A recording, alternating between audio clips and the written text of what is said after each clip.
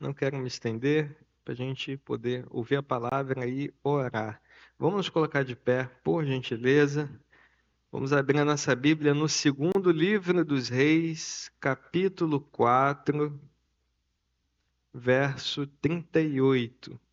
Segundo livro dos Reis, capítulo 4, verso 38.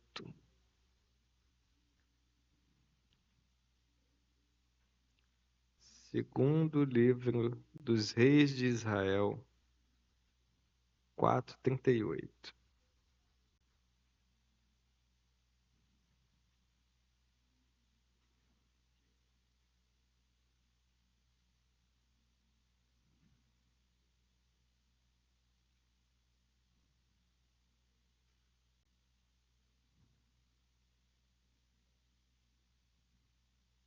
Todos acharam?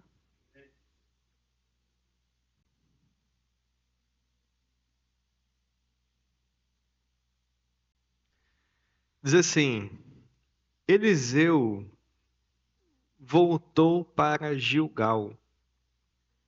Havia fome naquela terra. Havia o quê? Fome. Quando os discípulos dos profetas estavam sentados diante dele, Eliseu disse ao seu servo: Põe a panela grande no fogo e faça um cozido para os discípulos dos profetas. Então, um deles saiu para o campo, a fim de apanhar ervas. Ele achou uma trepadeira silvestre e, colhendo os frutos, encheu a sua capa com eles. Voltou para casa, cortou os frutos em pedaços e os pôs na panela, mesmo sem saber o que eram. Depois deram de comer aos homens. Enquanto comiam o cozido, gritaram: Morte na panela, ó homem de Deus! E não puderam comer. Mas Eliseu disse: Tragam farinha. Ele a colocou na panela e disse: Sirva as pessoas para que comam. E já não havia mal nenhum na panela. Glória a Deus. Vamos fechar nossos olhos e vamos orar ao Senhor. Feche seus olhos. Pai querido e santo, nós te agradecemos pela leitura da tua palavra. Nós te agradecemos por podermos estar na tua casa, te agradecemos pelo teu amor por nós. Senhor, muito obrigado, Senhor. Senhor, eu te dou graças por ter conseguido chegar a tempo aqui. Abençoa meus irmãos, abençoa a meditação da tua palavra, usa os lábios desse teu servo. Não me permita tropeçar nas palavras, Senhor. Se conosco, ó Deus, em nome do Senhor Jesus. Amém e amém. Pode assentar, queridos. Deixa eu botar aqui meu esboço. Graças a Deus. Deus é bom. Meus irmãos, eu ontem à noite, antes de dormir, fui orar e veio esse texto ao coração. Havia morte na panela. Eu fiquei meditando nele antes de dormir e hoje, pensando e pesquisando algumas coisas em relação a essa palavra, tirei algumas lições muito interessantes que são importantes para nós também. Vamos acompanhar o texto para a gente perceber alguns pontos aqui importantes. Quer ver? Bota no telão aqui, por gentileza. Verso 38. Olha só. Eliseu voltou para Gilgal. E havia o quê? Fome naquela terra. nós lemos o decorrer do texto e nós vemos também que Eliseu tinha o quê? Tinha discípulos.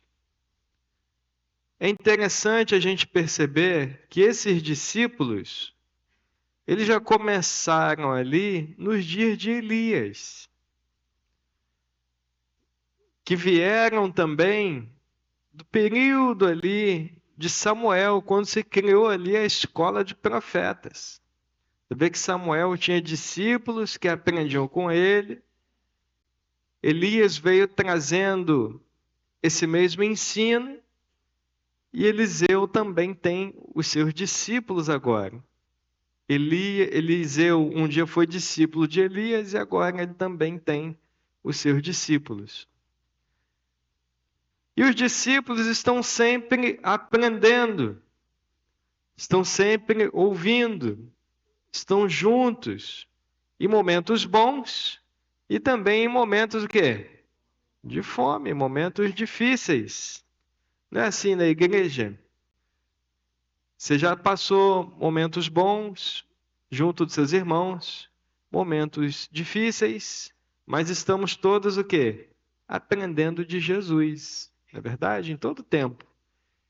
E Deus tem muito a nos ensinar em todo tempo, seja em momentos bons ou seja em momentos ruins também da nossa vida. Deus está sempre conosco, Deus quer sempre nos ensinar em todo tempo. Amém, meus irmãos? Fala com o seu irmão ao seu lado com muito carinho. Deus quer te ensinar. Então, Eliseu foi usado por Deus nesse período aqui. E é interessante que Eliseu, ele queria que os discípulos permanecessem reunidos. Era um período de fome, e Eliseu, de repente, tinha discípulos ali, eu não sei, a Bíblia não diz, mas que talvez se fosse embora, talvez não teriam algo para comer. Eu não posso afirmar, mas num período de fome, Eliseu quis fazer uma janta ali para os discípulos.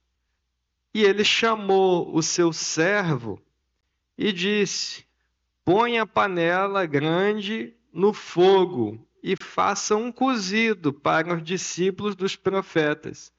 Nós vamos comer juntos hoje, mesmo num período de fome. Isso é coisa boa, né, meus irmãos? Porque você vê, podia estar um período difícil, mas junta um pouquinho de um, junta alguma coisa de outro, a gente sempre faz um negócio legal, um momento bom para a gente poder estar junto.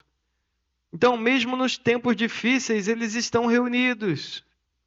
Uma tendência nossa, ou de boa parte das pessoas, é de quando estamos passando por períodos difíceis, nós não queremos estar juntos, nós queremos nos isolar. E eu queria já aplicar algo aqui, através dessa palavra, mesmo em períodos difíceis, talvez períodos de aperto financeiro, como esses dias aqui, dias talvez de dificuldades, pressões, permaneça junto com seus irmãos, permaneça aprendendo de Jesus, amém, meus irmãos? Mesmo em tempos difíceis, não se isole, não fique sozinho, permaneça no meio do povo de Deus, permaneça com seus irmãos. E ele colocou a panela no fogo. E aí no 39 vai dizer: então um deles saiu para o campo, a fim de apanhar ervas. Ele achou uma trepadeira silvestre. Algumas versões vão dizer uma videira silvestre ou uma videira brava.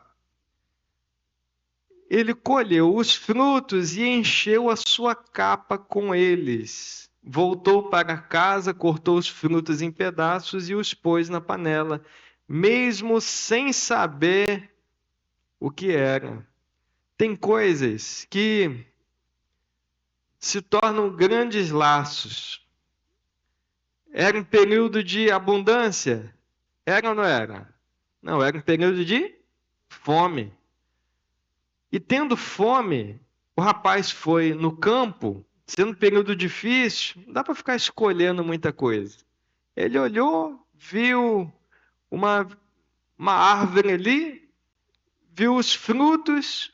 Ah, vamos levar esse negócio aí. O que é isso? Não sei, mas deve ser de comer. Tá com a cara boa, vamos botar na panela que no final vai ficar delicioso. Vamos fazer assim. O período era de fome, um período difícil, o rapaz não conhecia, mas de repente, num senso comum, falou: não vamos ter frescura, bota esse negócio na panela e vamos comer que está tudo certo. E ele colocou, mesmo sem saber o que era. E isso é muito perigoso. Tem coisas que a gente não sabe quais são as consequências. Tem atitudes que a gente toma que a gente não avalia o que pode acontecer. Ele não pensou, não avaliou. Falou, poxa, mas isso, eu não sei o que é isso. Isso aqui faz mal. E se isso daqui for venenoso? Ele não pensou isso, ele não avaliou as consequências. E tem pessoas que às vezes não avaliam as consequências das suas atitudes. Às vezes não avaliam. Tem pessoas que, às vezes, com muita facilidade, saem da sua igreja. Às vezes vão para outra igreja como se fosse algo simples, como se fosse trocar uma camisa. Aí pula de uma igreja e vai para outra e faz não sei o quê, mas não avalia. Ainda mais tendo família, irmãos. Você já parou para pensar que às vezes um filho, às vezes, não se adapta, às vezes num outro lugar, às vezes a esposa não adapta, o filho não adapta, aí o que acontece? Aí vai, às vezes, sem aguardar um sinal de Deus, ter paz no coração, e o que acontece? Aí um desvia, aí o outro não se adapta, fica meio barro, meio tijolo, vai, mas não vai, e aí deu um passo mal dado e a coisa desanda. Às vezes a gente não avalia as consequências. Às vezes a gente não avalia as consequências do que nós falamos na frente dos nossos filhos. Meus irmãos, nossos filhos, eles são testemunha de tudo que a gente faz. Se os nossos filhos, se o seu filho, o meu filho, nos vê falando mal da igreja, falando mal dos irmãos, falando mal, seja da igreja de A, de B ou de C, falando essas coisas, depois ele vai olhar, aí você vai querer, meu filho, vai para a igreja. Eu falei, eu não, na igreja só tem gente assim, assim, assim, você sempre falou isso. Então, a gente às vezes não avalia as consequências das nossas atitudes e o rapaz não pensou, isso pode ser venenoso, isso vai me fazer mal. E às vezes a gente bota tudo para dentro, irmãos. Caiu na rede, é peixe. Às vezes botou o nome de Jesus, está valendo. E a gente não avalia as consequências. Às vezes tem pessoas com o coração sujo. Às vezes o coração está cheio de amargura, cheio de ressentimento, cheio de maldade, mas coloca ali algo da parte de algo bíblico, aparentemente, mas carregado de maldade, de ressentimento, e aí semeia um monte de coisa no coração dos irmãos. Um exemplo. Precisa de exemplo, Mateus. Ah, o Mateus, olha, a gente tem que amar muito os nossos irmãos mesmo nos fazendo mal, sabe? Ó, o Mateus me fez tanto mal. Olha, mas eu amo o Mateus porque Jesus mandou amar, porque a gente tem que amar até os nossos inimigos. Eu falei, olha só como é que eu estou mostrando que está no meu coração. Às vezes eu tenho um ressentimento ainda de algo que aconteceu lá atrás com Mateus, mas aí eu estou jogando. Eu falei, não, porque a gente tem que amar, mesmo nos traindo. Um exemplo, mesmo pisando no nosso calo. Na verdade, eu não estou explicando a palavra, estou falando indiretamente o que ele fez comigo. Aí meu coração está sujo. Meu coração não está limpo, meu coração está sujo, eu estou botando para fora. Aí eu contamino o Haroldo, contamino o irmão Raimundo, contamino o Edilson. E a Bíblia diz que as palavras do caluniador, elas são como petiscos deliciosos. Coloca aí, por gentileza, Provérbios 26, 22. Provérbios, capítulo 26, verso 22. Olha só. Na versão Almeida vai dizer: as palavras do difamador são comida fina. Tem como botar na NVI, aqui por gentileza, que é a nova versão internacional? Ó, na NVI diz assim: as palavras do caluniador são como petiscos deliciosos. Já viu petisco? Que não é pequenininho, né, irmãos? É de propósito. Tu pega um, tu come, aí tu pega mais outro. É gostosinho isso, né? Vai mais um. Aí vai conversando, bota mais outro. As palavras do caluniador são assim. Fala, o Mateus fez isso. Rapaz, é mesmo? Não acredito. Aí vai dizer, foi. E porque você não sabe, ó, eu vou falar para você orar. Eu vou falar para você, mas é para orar, tá? Tu não sabe como é que foi quando o Raimundo estava perto. Aí pega outro petisco. Sério? Aí, essas palavras, essas calúnias descem até o mais íntimo do ser. Meus irmãos, é impressionante. Sabe que você come um negócio gostoso, depois você fica com aquele gosto na boca?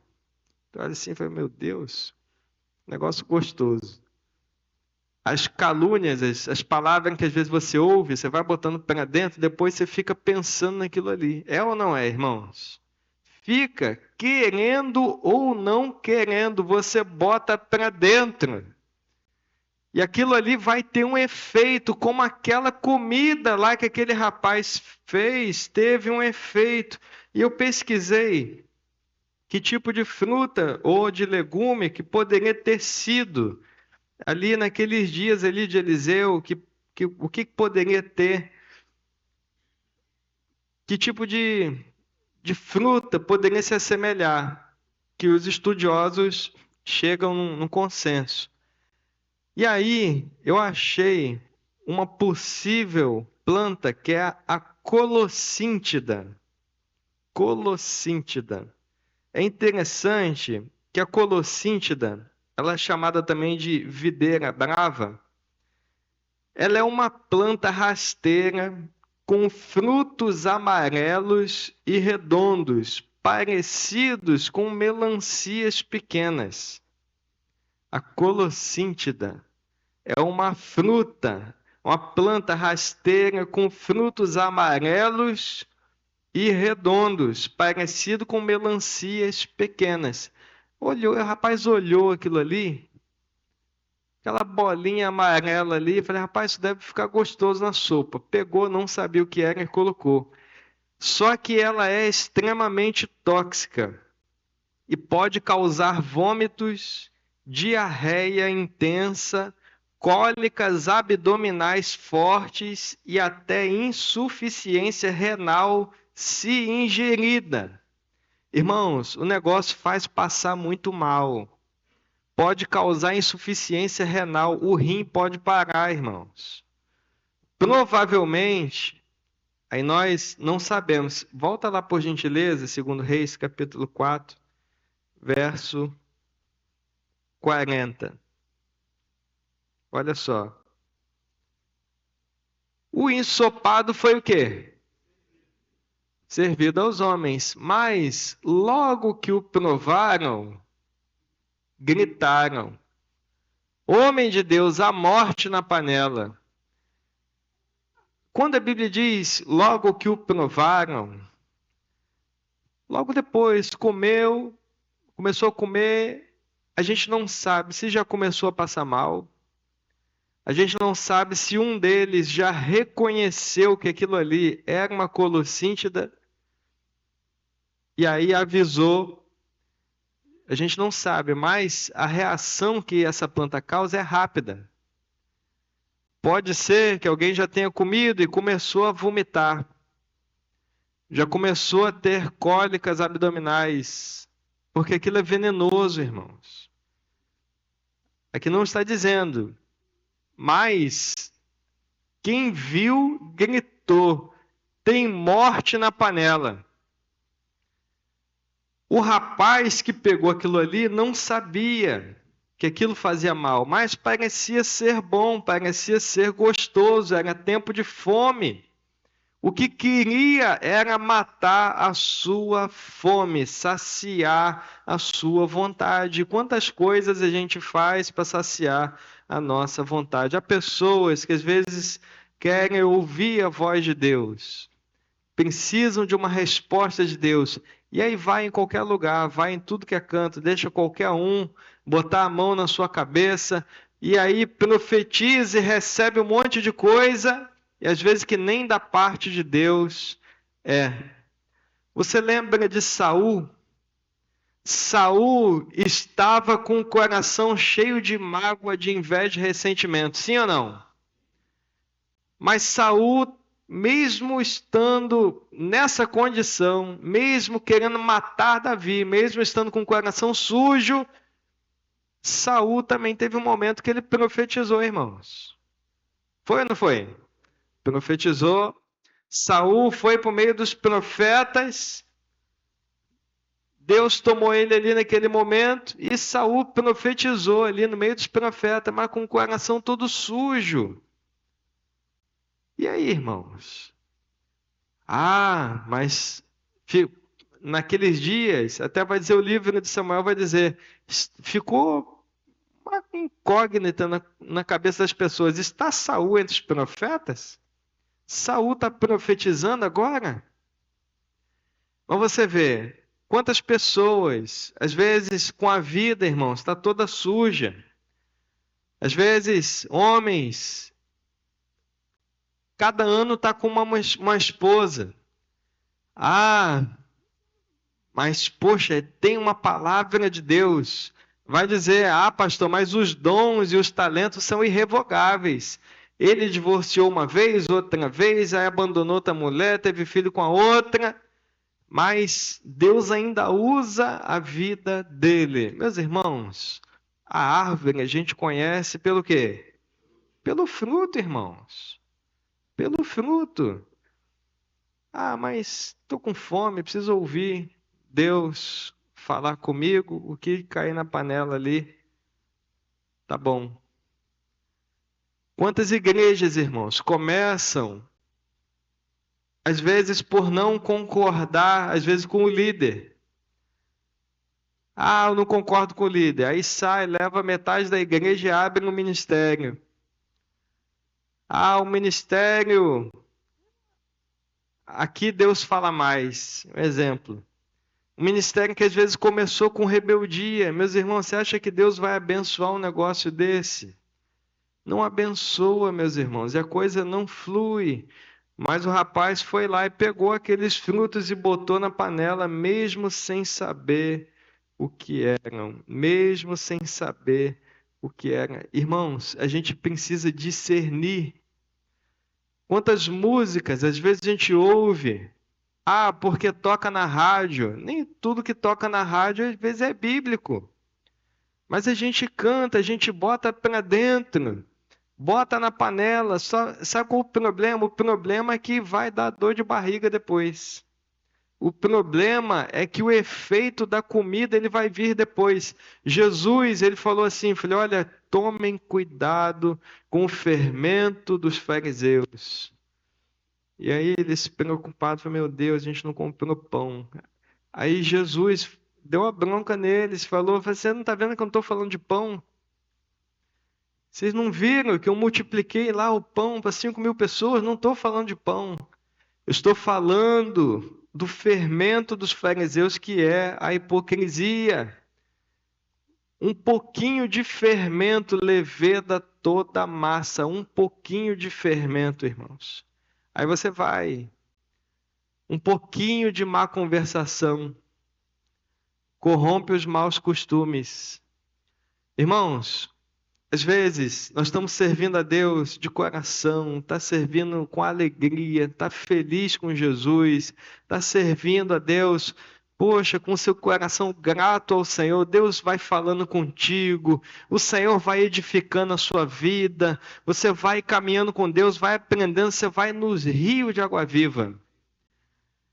E aí acontece igual a serpente chegou para a mulher lá no jardim. E aí falou: é isso mesmo que Deus disse? Que você não pode comer de nenhum dos frutos da árvore do jardim?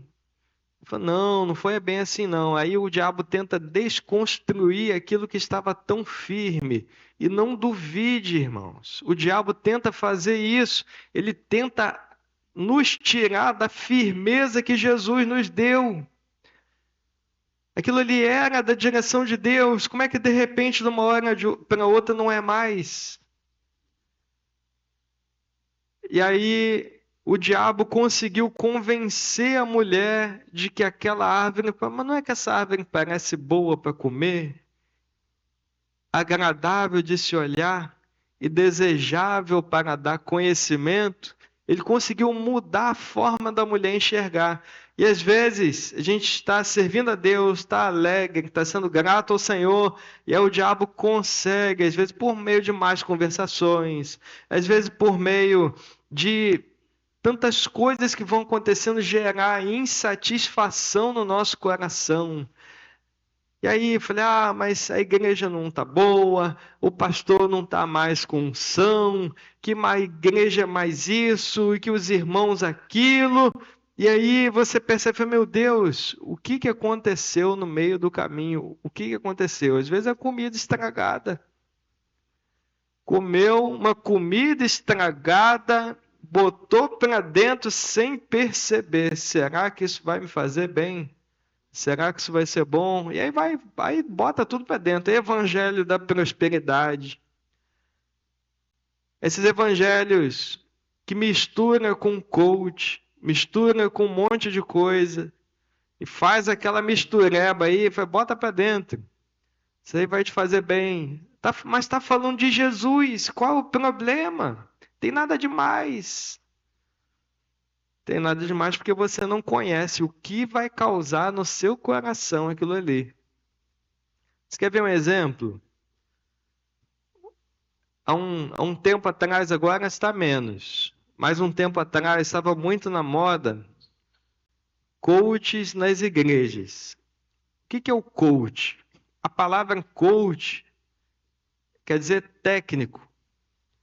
Na prática é o quê? O coach é geralmente uma pessoa experiente numa determinada área, já com anos ali de experiência, já viveu muitas coisas, tem muito para acrescentar e passar à frente. E o coach é uma pessoa que vai mentorear outras. Esse que é o coach. Pastor, qual o problema disso? Aplicado em empresa, vida secular, você aprender com quem tem mais experiência não tem nada demais. Mas então por que o senhor fala às vezes do coach? O problema é quando você tenta misturar o evangelho com isso. Por quê? Porque você leva isso para a igreja? Porque você tem que acordar 4h59 da manhã. Você aí mistura algumas coisas para ficar bonito. A primeira coisa, bota frases de efeito que fazem sentido, aparentemente, mas de Deus não tem nada. A primeira coisa que você tem que fazer, quando você for dormir, você tem que botar o seu chinelo debaixo da sua cama. Aí você vai falar: mas botar o chinelo debaixo da cama para quê? Aí bota uma filosofia ali, né? Se é que a primeira coisa que você vai fazer para pegar o chinelo debaixo da sua cama é dobrar o seu joelho, e você vai lembrar que você tem que dobrar o joelho diante de Deus. Aí todo mundo: nossa, que legal! Eu não sabia. E não é que faz sentido, vou botar meu chinelo debaixo da cama. E aí que você tem que ter foco, você tem que ter objetivo, e você vai conseguir alcançar os seus sonhos e tudo mais. Irmãos, a Bíblia também ensina a ser organizado. A Bíblia ensina você a ser diligente. A Bíblia ensina você não gastar dinheiro à toa com aquilo que não é pão. A Bíblia ensina um monte de coisa importante. Só que o coach, o que que ele vai fazer? Ele vai fazer o oposto do evangelho. O evangelho, ele vem para te esvaziar. De que sentido? Você não é nada sem Jesus. Sem ele nada você pode fazer. Você tem que depender dele em oração. Você não tem porque não pede. E quando pede, não recebe porque pede mal, para gastar nos vossos deleites. Jesus, ele ensinou: peçam e receberão. Ensina a depender de Deus, a buscar, em primeiro lugar, o reino de Deus, a confiar em Deus. E o coach? Você consegue, você é capaz, você tem uma força dentro de você. Ele tira a confiança em Deus e bota em você. Porque se você acordar 4h59 da manhã, você trabalhar 12 horas por dia, já ouvi falando, não tem pobreza que resista a 12 horas de trabalho. Meu Deus do céu, que loucura! Poxa, hoje eu trabalhei foi umas 10 horas, irmãos. Poxa, ainda não fiquei rico. Na outra semana eu trabalhei até meia-noite. Foi o quê? Acho que umas 14 horas. Poxa, e não enriqueci. O que eu estou fazendo errado? Irmãos, mas são coisas que aparentemente acordar cedo para trabalhar é bom, não é? É bom. Não, faz bem. Agradável não é, mas faz bem. É certo. Quem concorda que trabalhar é necessário e é bom? Todo mundo. Você fala uma coisa assim, faz sentido. Poxa, esse fruto é bom. Está falando de Jesus, dobrar o joelho quando acordar. Poxa, coisa boa. Só que você não sabe quanto esses homens cobram para poder dar uma palestra dessa na igreja. E às vezes você vê a igreja 2, 3 mil pessoas ali, tu fala, Jesus do céu. Botando tudo na panela e comendo, meus irmãos. E aí você não sabe os efeitos depois. Tem coisas que às vezes a gente não se pergunta, né? Por exemplo, tá dando uma palestra ali, 5 passos para você enriquecer. Irmãos, daqueles 2, 3 mil ali, quantos enriquecem, meus irmãos? Quantos? Às vezes vai pagar R$ 2.000 numa palestra dessa. Que isso, pastor? Tem até mais, irmãos. Tem pessoas que pagam até 5, 10, 20 mil reais para poder receber esses conselhos milagrosos. E por aí vai. Mas o que é isso? Botou o nome de Jesus, disse que é de Deus, mas eu tenho uma palavra de Deus para você, pinta ali de algo espiritual e no fundo você leva uma morte na panela. Você leva aquele negócio para casa ali e aquilo só te faz mal. E tantas coisas, irmãos, tantas coisas. Esses dias tinha um irmão me falando, falou, pastor, vi uma mensagem, não lembro de quem, a pessoa falando que fala de igual para igual com Deus. Olha que loucura isso, irmãos. Mas parece até uma coisa boa. Em que sentido? Por exemplo, a pessoa fala assim para você: rapaz, eu tenho tanta intimidade com Deus, eu falo com Deus tete a tete. Eu falo com Deus ali de igual para igual. Olha que heresia, irmãos. Olha que loucura. O Senhor, quando Jó queria porque queria entrar em contenda com Deus, queria porque queria se apresentar diante de Deus, eu quero me apresentar diante de Deus, eu quero falar com Deus, e eu quero me apresentar diante dele. Aí, nos últimos capítulos de Jó, o Senhor, ele fala de 2 animais. O behemote, que a descrição ali é semelhante a um hipopótamo, e fala do Leviatã. O Leviatã parecia um crocodilo bem grande, um jacaré, uma coisa assim, só que o bicho era enorme. E aí vai dizer, Jó, o Leviatã, As lanças e as flechas que atira como ele, para ele são como pedra. Não faz nada. Jó, a carapaça do Leviatã, não a carapaça, mas a pele dele, como é que é o nome daquele? Da escama. A escama dele é tão junta, tão unida uma com a outra que não passa ar, uma no meio da outra. É tão unida. Jó, se você enfrentar o Leviatã e sair vivo, isso vai ficar na sua memória. Tu nunca mais vai esquecer de ter enfrentado um bicho daquele. Ele está dizendo, vai ser uma luta tão terrível, tu vai enfrentar uma prova tão grande, enfrentar um bicho desse, que nunca mais tu vai esquecer do que foi na sua vida encontrar um Leviatã. Ele falou, Jó, quando ele rasteja pela lama, fica aquele rastro ali da cauda dele. Das narinas dele sai brasa, Jó. Aí Deus fala do Leviatã e fala, mas ele vai dizer, ele para mim é como um animal doméstico. Eu chego perto dele e ele não faz nada. Aí Deus falou do Leviatã, você tem coragem de enfrentar o Leviatã, Jó? Em outras palavras. Jó, se tu não tem coragem de enfrentar o Leviatã, tu quer se apresentar diante de mim? Se você tem medo de um bicho desse, tu vai ter coragem de ficar na minha presença? Vai ter coragem de se apresentar, ser tão macho assim diante de mim? É isso que ele está dizendo. Você tem coragem de enfrentar um leão? Tem. Irmãos, olha, Davi, Deus deu uma coragem a ele muito grande, mas tu enfrentar um leão de frente assim, irmãos? Às vezes tu não tem coragem de enfrentar um leão, tu vai de peito aberto encontrar com Deus.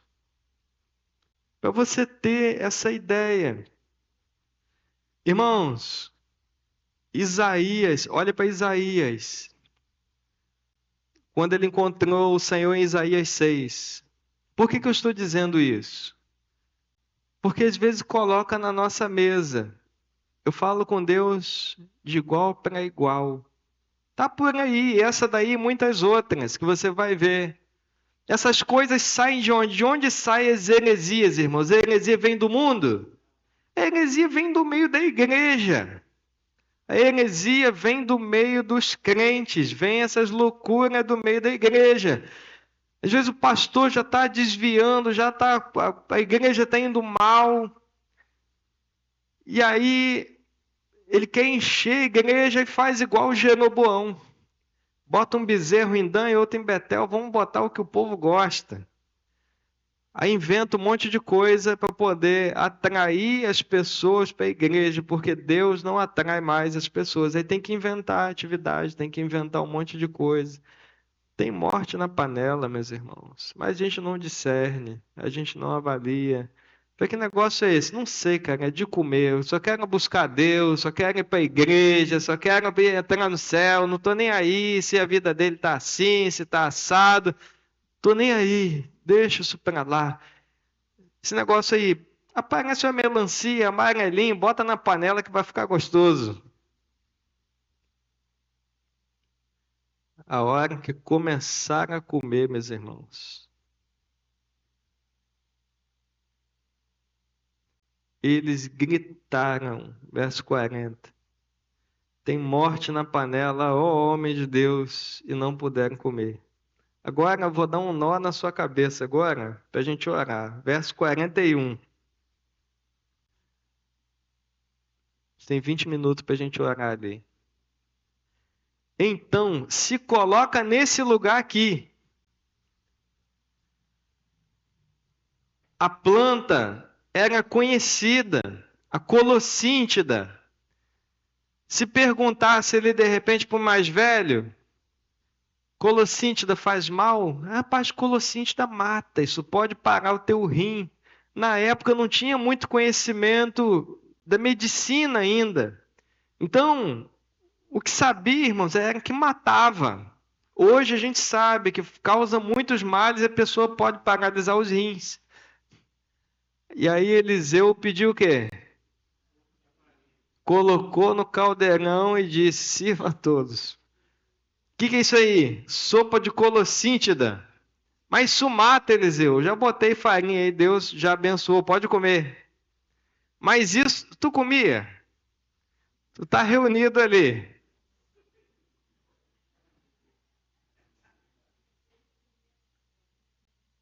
Irmãos, tem que ter fé. Amém, meus irmãos? Tem que ter fé. Ele a colocou na panela e disse: Sirva as pessoas para que comam. E já não havia mal nenhum na panela. Isso foi algo específico que Deus fez. Foi algo particular. Nós não devemos colocar o Senhor à prova. Se você sabe que algo ele vai te fazer mal, não siga por esse caminho.